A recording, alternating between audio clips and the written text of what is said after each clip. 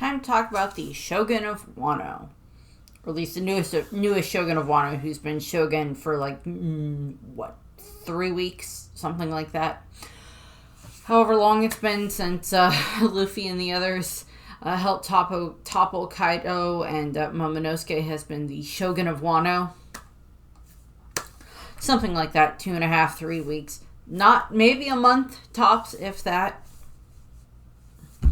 Okay, this is going to be the first video about Momonoske, or Kozuki Momonoske, Shogun of Wano. This will be several videos. I don't know how many. I'm not even exactly sure where this one's going to end. At the moment, it's going to be covering like his early life, and at the very least, up until he and the specific scabbards that get sent into the future when that happens. We might get through Punk Hazard. We'll see. I don't know yet. All depends on how long it is by the time I get to that point. So, Kozuki Momonoske, current Shogun of Wano, son of the daimyo of the Kuri region, Kozuki Oden and Toki, grandson of Sukeyake, and older brother of Hiyori. He is chronologically 28 years old. He is physically 28 years old, and he is mentally 8 years old. Momonoske. And throughout the course of this video, we will be discussing a lot of those things that have impacted him into the choices that he made through being an 8-year-old and being willing to, during the Battle of Onigashima, make himself grow up with the help of Shinobu. Of course, he is chronologically 28 years old because he was born 28 years ago. He's physically 28 years old because Shinobu aged him up with her Juku no Mi. And of course, he's just mentally 8 years old because that's technically how long he's actually been alive. Because of being sent into the future 20 years when he was 8 years old. And it's only been 6 months, something like that, since that happened. Yeah, he's got a lot of mental scarring. We'll be going over some of that in this video. He's got a lot of mental scarring in these videos. Fair. Some of his abilities, he has the voice of all things and pretty good observation hockey. And those two kind of combined help him be able to sense when Luffy is still alive, even though he was defeated by Kaido.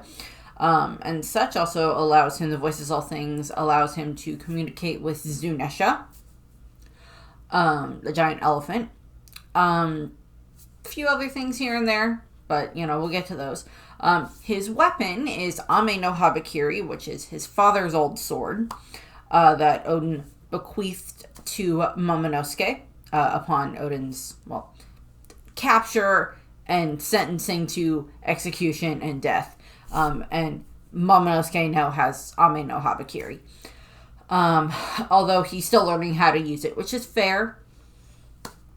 And then, of course, he has his devil fruit, the Uo no Mi, model Seiryu, artificial. So it's the fish, devil fruit, model Azure Dragon, mythical, artificial zone. So that's fun. It essentially allows him to turn into, when he first eats it, it allows him to turn into a small pink dragon. And now that he has been physically full grown to 28 years old, it allows him to turn into a giant pink dragon that roughly resembles Kaido in size. And it pretty much gives him all the same abilities as what Kaido's devil fruit does, except he is pink, which makes Vegapunk see it as a complete and utter failure, because Vegapunk is a perfectionist, as we saw at Punk Hazard. Okay. Into Momonoske's history. Fun. So, Momonoske was born 28 years ago when the daimyo of Kuri, when his father, Kozuki Oden, was out on the high seas and was a member of the Whitebeard pirates. This has, of course, been after Odin and Toki have met, after he saved Toki and everything. And, they fell in love, and then, they got married, and then now they have Momonoske. And Odin is just so overjoyed about having a child. He's, so proud of Momonoske and, names him as such, I think his name is he will rise above others, or he is unparalleled, or something like that. Momo just also means peach, so he just gets, called the peach a lot, which is just funny. Odin and Toki and the rest of the Whitebeard pirates are just so happy about having, Odin and his family on the ship and everything.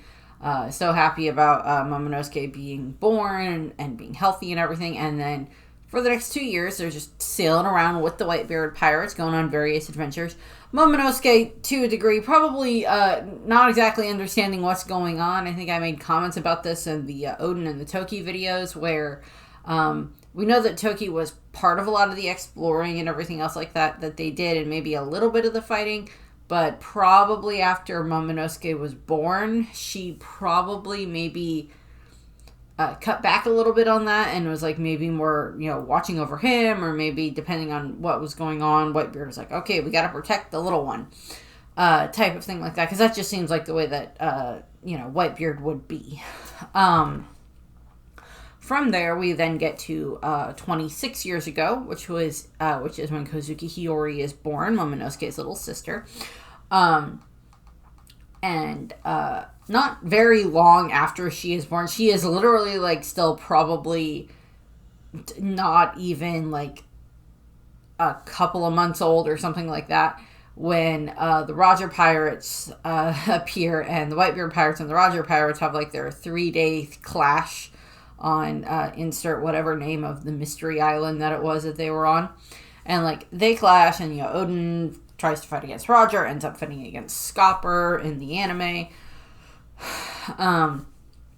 All of that stuff. We just get this nice clash between the two crews that doesn't really have any animosity amongst them. It's just they're just testing each other's strengths, kind of the way if Law survives down the line. This is kind of what we want it to be if Luffy's crew and Law's crew run into each other at some point in time during their travels later on down the line, after Luffy is the pirate king and everything else like that, because Roger and Whitebeard were not enemies. They were friendly rivals with each other, as opposed to Shiki, who just wanted Roger dead, and in that rivalry, which is a bit of a different thing there. From there, we of course have it that Roger finds out that Odin can read the poneglyphs, and he begs Whitebeard to let him borrow Odin for a year. And Odin agrees to this, so him and his family, him and Toki and Momonosuke and Hiyori, all move from the Moby Dick with Whitebeard's crew to the Oro Jackson with Roger and his crew.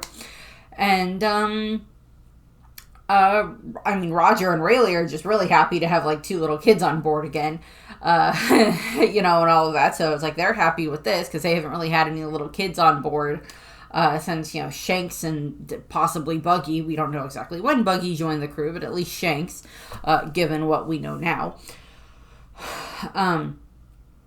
And what ends up happening is, they sail around with the Roger Pirates for a while. Initially, it's a bit standoffish. Some of the crew aren't happy that Roger is there. They understand that it's he's there because the captain wants him here. And then eventually, Roger and the others, they're more annoyed about, Roger or about Odin than they are about, Toki and the kids, because it's just okay, well, they're not doing anything, but they're fine to be here. We have no problem with this.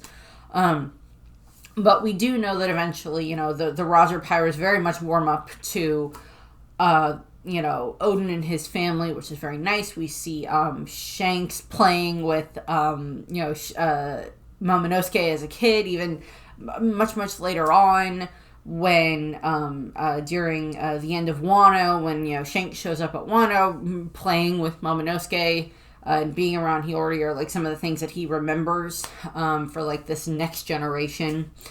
and stuff like that when he's remembering, Luffy and Uta and that type of stuff. He's remembering, Momonosuke and Hiyori in there as well for these hopes for the future, seeds of hope for the future, essentially.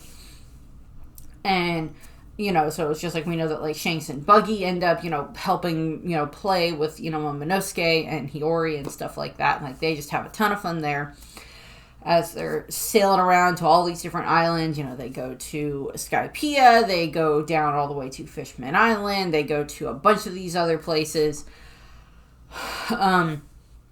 following the clues from the poneglyphs and everything.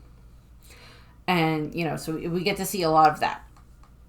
Unfortunately, Momonosuke and the rest of them do not actually get to stick around the entire time because Toki becomes ill sometime after they get into the New World again. So they're like, okay, well, Toki's ill. And they're like, okay, well, let's take her back to Wano. And Toki insists that Oden keep going on this mission, go with them to find Laugh-Tale, to find where the road poneglyphs lead to. They don't know that it's Laugh-Tale yet, but that's what it ends up being called. But you get the idea. She insists that he keeps going with them. And then they stop off at Wano and drop her and Momonosuke and Hiyori, along with Inarashi and Nekomamushi, who of course have been sealing with all of them as well, drop them off at Wano there. And Oden just gets to have the fun bit where he's just like, hi guys, sorry I've been gone for like 6 years or whatever at that point in time. Here's my wife, her name is Toki, this is Momonosuke, he's my heir, this is Hiyori, she's the little princess. I brought back Inarashi and Nekomamushi. Sorry Kyuku, Izo's still with Whitebeard. Please take care of my wife and kid. I gotta go run an errand and then I'm gonna leave here. And that's when he goes off and finds the road poneglyph that's in Wano. And then him and the Roger Pirates head off again. And of course, eventually they do come back, obviously. But during the time frame that Toki and the kids and such are on Wano with just the retainers, which is about 6 months or so, half a year-ish, before Oden returns. But like during this time frame, Kinemon kind of, he's getting to know Toki and the kids because most of the scabbards haven't been around them. Inarashi and Nekomamushi are like helping with this and like giving some information to the other scabbards probably about this. And Momonosuke is just kind of learning new stuff at this point in time. Let's see, he's like like 2.5 going on 3 at this point in time. I don't even know if Hiyori, I don't even know how old Hiyori would be at that point in time. Because he's 28 years old. They get sent back in time 20 years ago, so that's 8. Oden dances naked in the street for 5 years, so that would put him at like around 3-ish. And Momonosuke even remembers that he has like vague memories of Roger. He doesn't have a whole lot of like clear memories of Roger, but like he has some vague ones, and being on the Oro Jackson and stuff like that, as he mentioned at like like Zoe or something like that. He like has vague memories of that. No, I think it's at Zoe that he references that. But what ends up happening is, of course, during this time frame, of course, Kanjuro, as the spy, lets Orochi know that, okay, Oden's wife and kids came back. Also, Oden has a wife and kids. He's not here yet, but it might be a good idea to try to, nix the boy, at the very least. Which they attempt. Kinemon and some of the retainers head to the Fire Capital to confront Orochi. During this time frame, a group of beast pirates show up at Oden Castle and try to attack. Thankfully, Kawamatsu and Inarashi are there, and with Toki's help, they are able to protect Momonosuke. Unfortunately, she gets injured in the process. She takes like an arrow to the leg. And of course, we also know during this time frame, during this time frame that Oden was gone, a lot of the citizens of Kuri, who, had looked up to Oden since he, turned the region around and turned it into a profitable region and a good place to live. Unfortunately, that's kind of gone downhill because of Orochi at this point in time. Toki is the one who kind of like because they had like lost a lot of hope in Odin, a lot of faith in Odin, and Toki kind of helps turn that around. So you gotta thank Toki for that. The Scabbards may have kept it running, but she's the one who helped kind of bolster the Odin's approval ratings in that regard. From there, we know that Odin does return. And, he's informed about what's going on. He's, just overjoyed to be reunited with his wife and children. Just so happy about that. And see his Scabbards again. This, of course, lines up to where, he learns about Orochi's abuses of power. He learns that his father is dead. He goes to the capital and tries to confront Orochi. He has to deal with Orochi and Kaido, finding out about Kaido and all of that. And, of course, this leads into where he makes the deal that he will dance naked in the street once a week for the next 5 years to appease Orochi and to protect the citizens of Wano from being kidnapped and essentially hunted for sport by Kaido and his men, which Odin takes that very seriously. He he does his dances and everything else like that. And, Momonosuke and Hiyori don't exactly understand what's going on at this time. I'm assuming they just think that their dad's being funny because he's their dad and he's always been funny and strange. And, they still love him and everything. And, of course, Toki still loves him. And so it's like we get to go through this where we get to see, Momonosuke is growing up through this. Hiyori is growing up through this. And, Momonosuke is, training in the background. He is kind of starting to learn how to use, sword skills and stuff like that. We see him training with, the practice swords and stuff like that. Kind of like how we see, Zoro training with the practice swords when he's growing up. When we see some of his flashbacks pre- and post Kuina's death. Momonosuke is doing something similar to that here with his own training. From there, we have it that after those 5 years are up, stuff goes downhill again. Not that stuff has been great, but stuff goes downhill even further. Although we do get some fun little wholesome family moments. Well, kind of wholesome. Odin is asking Momonosuke about well, what's your favorite type of woman and stuff like that, which is kind of, I'm assuming, somewhat of a pivotal moment for Momonosuke, because Odin's do you like him with big knockers? And later on we do find out that yes, that is what Momonosuke likes when we see him, the way that he acts with Nami and Robin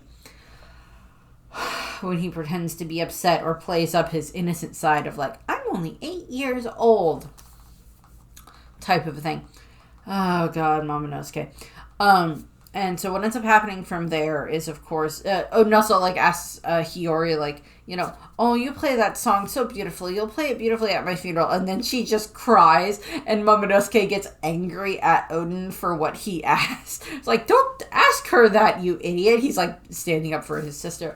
Also, throughout this time frame, we get hints of the way that Momonosuke and Hiyori's relationship is, where he is very protective of her. They do love each other, and we do see them playing together a lot. We also know that Hiyori can be a bit of a tomboy because she will jump up and kick her brother in greeting, which is just funny, which of course pays off later once they're adults, and stuff like that. So that's just funny there. I love Hiyori, as you probably can tell.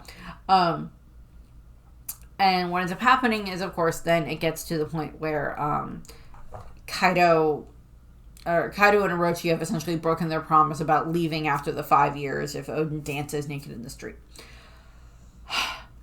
From there, we now have it that unfortunately Hirogoro and his family get attacked. His wife is killed along with a bunch of his subordinates, and Hirogoro is locked up. This becomes the final straw for Odin. Him and the Scabbards all gather up, and they head off to go fight against Kaido and the Beast Pirates in the Udon region. During this time frame, we know that Yasue comes and kind of stays in Odin Castle or Kuri Castle with Momonosuke, Toki, and Hiyori in order to kind of help keep them a little more guarded, because he brings his men with them because all the Scabbards are off fighting. And they want, Odin, of course, wants to keep his family safe, and of course, Yasue is probably friendly with Toki at this point in time. That's another thing, is I don't know if we ever end up seeing we see Hiyori's reaction, of course, to what happens with Yasuie, because she is there because of Toko. With Momonosuke, he's not there when we're seeing all of this stuff. He does not see Yasuie's execution, and I'll bring this up when I get to that in Wano. He's not there when we see, like, the execution of Yasuie. He's not present during that time frame. He is currently, like, in traveling with Tama and Kiku, Chopper, and Big Mom during that time frame. They don't see the broadcast. They find out about it later, unfortunately. But, like, yeah, so this is, like, they're, having this moment here. And this is, of course, Momonosuke is not fully aware of, like, his father's logbook. He knows his father has a logbook, but he has never read it himself. And then, of course, the Scabbards are defeated by Kaido, captured, and sentenced to execution. From there, we have it, of course, that Toki, on, like, the day of the execution for the Scabbards, with the Hour of Legend and everything else like that, Toki is essentially preparing her children for the plan of what's going to happen next. I'm sure Toki is thinking, like, partly in her heart, like, just please let something good happen. Let Oden and the others be able to escape. Let us be able to escape and do something about this in our own way. Unfortunately, that doesn't happen. We know that the execution at least goes through for Oden. The Scabbards end up managing to escape because of Oden's sacrifice. And we also know that essentially right after the execution, Kaido shows up at Curry Castle. Toki had hoped that this would not happen, but, yeah, unfortunately it does. So essentially what ends up happening is, of course, while everything is going on with the execution with Oden and the Scabbards and the Hour of Legend and everything, Toki is kind of preparing the kids and everything else like that, making sure that they're, dressed semi-nicely, I guess, as possible. Although most of their kimonos and stuff like that have, like, holes in them that they've, had to sew new patches on to cover up and everything else like that. Them and the Scabbards are mostly in the same position. What, of course, ends up happening is after the execution is when Kaido shows up at the castle. And he essentially knocks aside Toki, and then grabs Momonosuke and is, like, holding him over the balcony as Curry Castle is, like, burning around them, as their home is burning around them. Kaido has, like, Momonosuke, like, hanging over this abyss, essentially, flaming abyss, and is like, tell me who you are, tell me, who your father is, and everything else like that. And, of course, at this point in time, Momonosuke is terrified out of his mind. His father just died. His home is on fire. None of the other Scabbards are there. His mother just got knocked aside with this giant frickin' hulking beast of a man, who is, terrifying. And Momonosuke just can't speak. He can't bring himself to say anything. And because of that, Kaido lets him live. He's like, this little brat is not a threat to me. So he just, like, chucks him aside back into the castle or whatever, and then he flies off. Essentially, it's like, they'll burn alive in the castle. It'll be fine. Because the thing is that had Momonosuke had, like, this backbone that we see him have later on at the fire festival at Onigashima, where he does stand up to Kaido, Kaido would have just, like, dropped him or something like that. He wouldn't have, spared him in the case of just, like, a little bird alive in the castle. So, Kaido leaves, and then that's when the retainers show up. Part of the retainers, Kinemon, Kiku, Raizo, Kawamatsu, and Kanjuro show up. And that is when Toki explains to them her plan. And she's like, okay, here's what's going to happen. Kinemon, Kanjuro, Kiku, and Raizo, all of you are going to go 20 years into the future with Momonosuke. I'm going to use my devil fruit to send all of you into the future. Hiyori is going to stay here and stay with Kawamatsu. So that way we have, like, a plan either way. Momonosuke 20 years into the future so he can lead the rebellion from there. Hiyori is going to grow up here normally, but she's going to have to do it in hiding. So Kawamatsu will protect her. And of course, the Scabbards, after just seeing Kaido, seeing the sacrifice that Oden made for them, and the sacrifice here with the fact that Toki will not be able to be with her children anymore, and they're like, well, what about you? And even Momonosuke is, but what about you, Mom? And she's like, no, I have to stay here. I have something else I have to do. You have to each go. It's like, I can't go with you. I have to send you into the future. And your sister has to stay here. And the anime adds in another scene that I really like here. I don't remember if this is specifically in the manga or if it's just an anime only, but it's one that I'm like, I am okay with this as filler. Where Momonosuke is thinking back on this when he's trying to make the clouds that he needs to help try to pull Onigashima and everything. The flame clouds. He is thinking back on this moment where it's like his mother is like, you have to be the son of Oden that I know you are. You have to be your own person that has the strength that I know that you have within you. And that type of thing. And like we see this very well done in the anime where Momonosuke is like, okay, and like, he's terrified out of his mind. He is 8 years old. He has just been through this harrowing experience. His father is dead. He's about to lose his mother, and he has no idea if or when he will ever see his sister again. He got threatened by a giant man who can turn into a dragon and burn their house, and is burning their house to the ground. And they're surrounded by enemies. So it's, again, Momonosuke is like a very, very traumatized, scarred, messed up headspace right now. But he goes with the retainers into the future with the Scabbards. Toki sends them there. And then they land in the future, not seconds later for them, but 20 years later for Wano, as they've been suffering through everything. They arrive in Wano after the 20 years, after being sent into the future 20 years, the ruins of Curry Castle, where they see their own grave markers, which would be another terrifying thing that they end up seeing, traumatizing thing. From there, they run into this group of supporters of the Kozuki family who have, for the last 20 years, continuously come and check to see, and all of that type of stuff. Check to see the castle and the ruins and everything else like that. And in this case, someone actually showed up, Momonosuke and his group. And of course, they explain, okay, if we have been waiting for you for 20 years. We are here to support you. If you look for other ones who still support the Kozuki family, look for any who have like a little crescent moon on their ankle that is as a tattoo. They are other supporters of the Kozuki clan.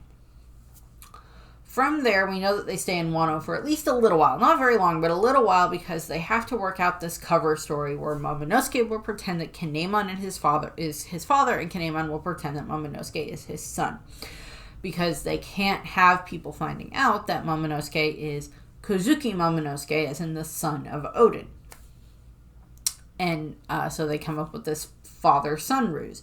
That, all the way up until Dressrosa, all the way up until Zoe, when that's revealed, that it's, that's a lie. But it was a lie because it was a necessary lie, not like a lie out of, cruelty or anything like that.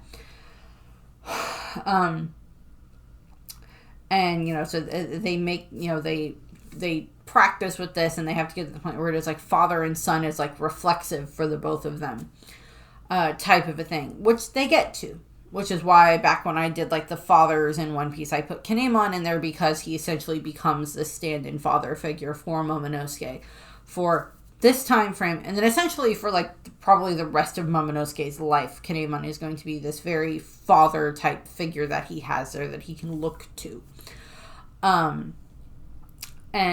So at this point in time, they now have to leave Wano, and their intention is to try to make their way to Zoe to enlist the aid of the Mink tribe hoping that Itarashi and Nekomamushi might be there, or something who knows them, who knows about their connection to the Kozuki family and Wano and everything else like that. So they're on their way to Zou. Unfortunately, stuff happens because when they are on their way to Zou, they end up, because of, New World, Grand Line, New World, lots of dangers. And what ends up happening is, just bad weather ends up happening, and they get separated. Raizo gets washed away, and he ends up on Zou. And then we have Kinemon, Momonosuke, and Kanjuro end up on Dressrosa.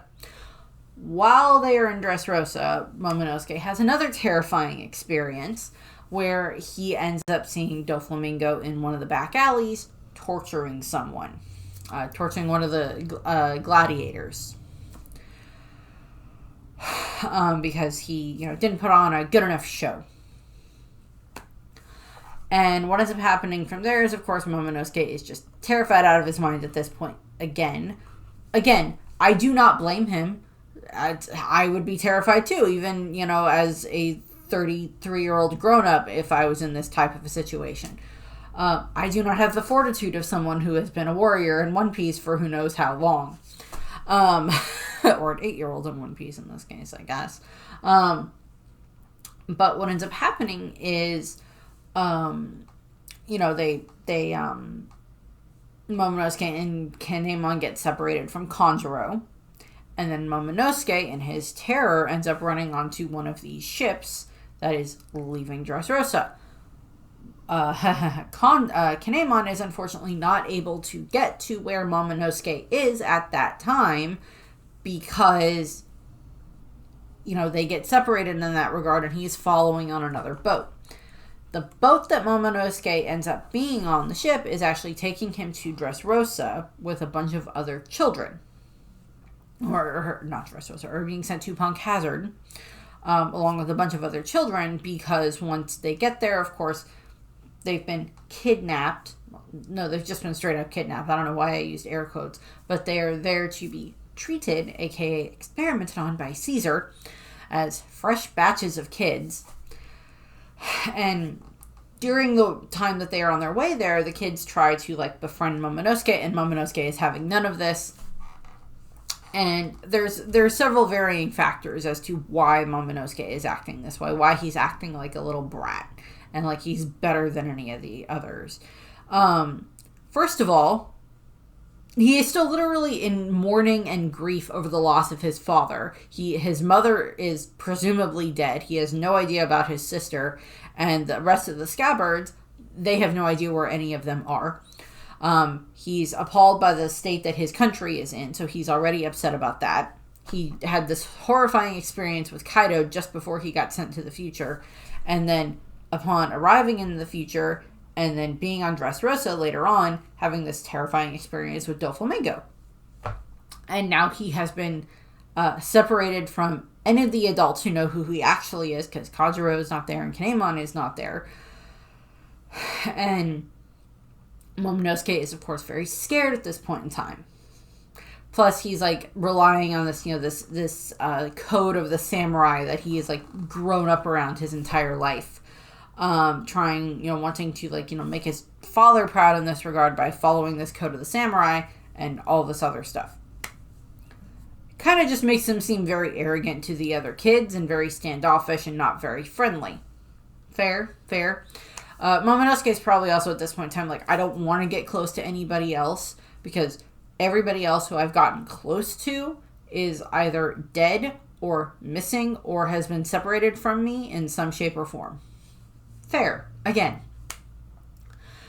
And to be fair, I don't even know if by the time he's on his way to Punk Hazard, how long it's been. It may have been a month. It may have been more than a month between when his father was executed and everything else like that happened on that traumatic evening till now. It's been a long time. It's not been a very long time. And trauma is something that sticks with you for the rest of your life regardless. particularly this type of emotional trauma that he has been through. So eventually they end up on Punk Hazard. During this whole time frame, Momonosuke has essentially been refusing to eat any of the food that the children are offering him, refusing to eat any of the food that is being offered to him at Punk Hazard. To be fair, not eating the stuff from Punk Hazard is probably a good thing, because it means he's not eating the various, chemicals and stuff like that the other children are eating that Caesar is giving them. But eventually what ends up happening is Momonosuke, he ends up in the biscuit room with like Mocha and the others there for a little while, but then he ends up making his way somewhere else, escaping. He's like refusing to accept another's charity is the way that he puts it. He also refuses to tell anyone his name. So he's heading off, and eventually he ends up finding his way into one of the just like blocked off offices that used to belong to Vegapunk. And when he sneaks out of the biscuit room, and while he's there, he ends up finding the man-made devil fruit, the Uenomi model Azure Dragon, artificial one that is like there, and of course he is so hungry he just smashes it and takes it out and just like eats the fruit. And from there, this little girl shows up. Ginkgo, not Gunko, Ginkgo, different name, shows up, and they end up kind of talking for a little bit. And I think he ends up telling her his actual name. Possibly, I'm not sure. But they end up talking for a little while, and she kind of befriends him a little bit. And then unfortunately he shape shifts into the dragon form that he has just now acquired. To be fair, even though Momonosuke has been around several people throughout his life who have devil fruits, he's on the Whitebeard Pirates and the Roger Pirates. Several of them all have devil fruits. Konjuro has a devil fruit. Raizo has a devil fruit. Kinemon has a devil fruit. To be fair, they don't know that those are devil fruits. They view them as like sorcery or whatever. So Momonosuke is a little bit like, okay, I don't know what's going on here, but I can turn into a dragon. That's not good. And of course, he's terrified of dragons because of Kaido. Fair. Very fair. And this unfortunately scares the little girl, and she runs off. But later on, she ends up like essentially helping find Momonosuke, because she mentioned something about like another little boy to someone, and Kinemon overhears parts of this and asks her, and then she like sends him where he needs to go. So essentially, she does kind of end up helping. I think she ends up seeing him again at some point in time, because she's one of the kids that they save. And everything. But, so Momonosuke is just terrified at this point in time, runs around, and ends up running past Caesar's office. He then kind of runs back because he hears the deranged scientist talking about a new batch of children and how they're only good for about 5 years of experiments, which of course Momonosuke is listening to this, and he's realizing that, oh no, the other children are in danger, and he wants to warn them. Unfortunately, essentially ends up falling in through a trap door or a garbage chute. Well, it's a garbage chute that, leads into this, leads to him being trapped. But he was like, oh no, the kids are in danger. I have to warn them. So he was going to go do the right thing. I mean, Momonosuke is at his core a good person. He's just been through a lot already at the age of 8. And this is where we enter the actual Dressrosa arc. And it's actually a ways into the Dressrosa arc, or not the Dressrosa arc, the Punk Hazard arc, excuse me. It's actually quite a ways into the Punk Hazard arc before we even see Momonosuke. We hear about him from Kinemon as his son, of like, I need to find my son. And we kind of hear about him a bit from the other kids, from like specifically the little girl from Ginkgo. But we don't really end up seeing him until Luffy is down in the garbage dump, where he ends up, I think this is after Luffy's fight with Monet. And, Luffy ends up finding Momonosuke. Thinks he's an eel at first, and then it just results in like them having like interesting conversation. And at some point in time, we get the funny line that now kind of doesn't hold up as well, but it just makes it funnier. That aged like fine milk is Momonosuke is like asking Luffy about like, oh well, if you have devil fruit powers, can't you teach me what to do to be able to get out of here to change back? And Luffy's like, I don't know, I'm not a Zoan, because he's like looking up. He's like, yeah, you're a liar, but it's not a lie because Luffy doesn't know that Luffy, even at this point in time, currently in the manga, hasn't realized that he is essentially a god. He still hasn't figured that out. Where he hasn't been explained to him enough yet. But Luffy and Momonosuke kind of have a little bit of this, like, it is end up being like this brother type of a relationship, you know, big brother, little brother type of a relationship. That starts to develop here. And eventually what ends up happening is Momonosuke unfortunately has like a bit of a flashback where he remembers what happened with Doflamingo and Dressrosa. He ends up hallucinating about this, and it results in him activating the flame clouds that he's then able to like climb out of, and like, you know, he's got Luffy with him as they're like climbing out. Luffy's kind of being dragged along with him. They have some other conversations during this time frame. Momonosuke mentions that he hasn't eaten for like 10 days because of reasons, and Luffy's like, well, that's kind of stupid. Also, Luffy keeps looking at him like he's food, which is funny and wrong. And eventually they do end up getting out of the garbage chute. And we get like this great, like, Luffy has this great entrance at this point in time when he's showing up at where Caesar is at that point in time, where it's like Momonosuke is kind of exhausted, so Luffy's kind of like wearing Momonosuke a little bit like a scarf, where he's got like Momonosuke like draped over his shoulders, which is actually a really good shot. I really like the composition of that piece, of that picture. And like Luffy then like goes and he's like fighting against Caesar, gets Momonosuke away from him, so Momonosuke is safe. And Luffy is just so angry because like Momonosuke has told him that Caesar is experimenting on the children and planning to do more, which of course Luffy doesn't like. Luffy is kind of aware of he is aware of the kids by this point in time because he's already met the kids.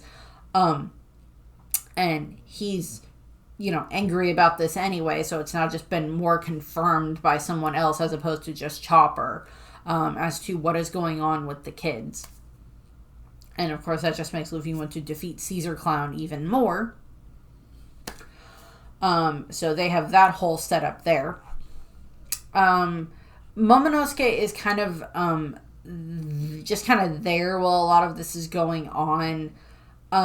They end up, you know, eventually they end up being around Brownbeard and his group, and then during they meet back up with the rest of the Straw Hats and the kidnapped kids and the G5 Marines and everything like that with Tashigi and all of that stuff.